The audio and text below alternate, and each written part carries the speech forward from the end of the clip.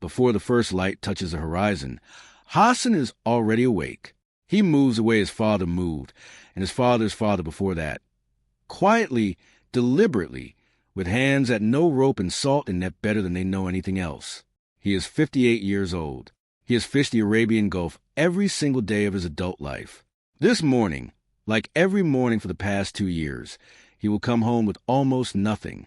"The sea used to speak to us," he says, staring at water that stretches endlessly before him. Now it is silent. 3 oceans, 3 families, 1 disappearing world. In a small coastal village on the Arabian Gulf, Hassan loads his wooden dhow before sunrise. In the Bay of Bengal, a father named Rajan stitches a torn net with fingers cracked from decades of salt water.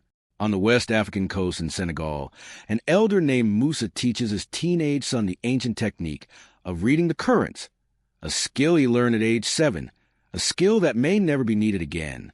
These 3 men have never met. They speak different languages. They pray differently. They eat differently. But they share one identity older than the nations they were born into.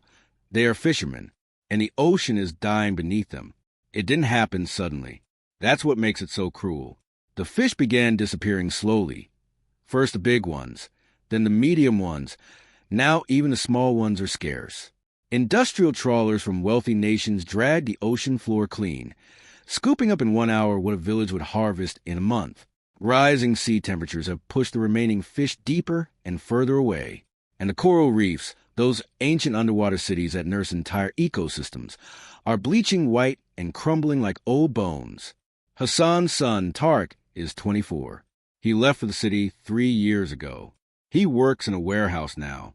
He earns more in a week than his father earns in a month on the water. Hassan has not asked him to come back. He knows what that would mean. Rajan's son refuses to leave. Every morning he goes out with his father despite the empty nets, despite the debt growing quietly behind their eyes. "If I leave," he tells the camera, "then it is truly finished." He says this not with heroism, but with exhaustion. Mousa's son is 11 years old. He still doesn't understand what is being lost. He laughs when a boat rocks.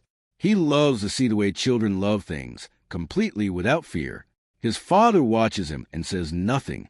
Some grief is too large to explain to a child. This is not a story about climate statistics. It is not a protest film. It is not asking you to sign anything. It is simply the story of what disappears when the world moves too fast. The quiet trades, the inherited knowledge, the identities tied not to a job title but to a way of being alive. These men do not fish because they have no other choice.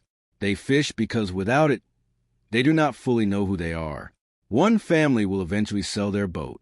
One will keep going until they physically cannot. One son will come home. The sea does not care about any of this. It rises.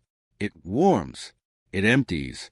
And somewhere before sunrise, an old man unties his boat anyway, because that is the only answer he has ever known.